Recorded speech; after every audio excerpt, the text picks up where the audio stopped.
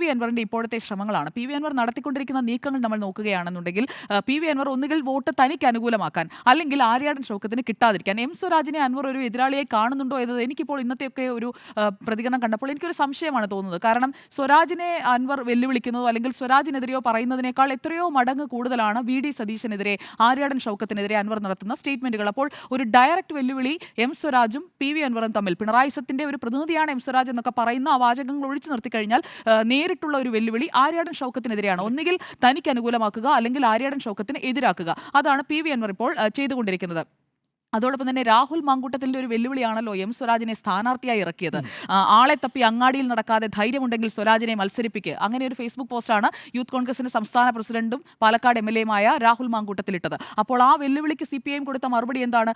നിങ്ങൾ ചോദിച്ച ആളെ ഞങ്ങൾ നിർത്തിയിരിക്കുന്നു. ആ വെല്ലുവിളിക്ക് മറുപടി കൊടുത്ത CPIM-ന്റെ ആ മറുപടി എങ്ങനെയായിരിക്കും, വെല്ലുവിളിയും അതിന് കൊടുത്ത മറുപടിയും എങ്ങനെയായിരിക്കും വോട്ടായി കൺവേർട്ട് ചെയ്യുക എന്നതാണ് മൂന്നാമത്തെ കാര്യം.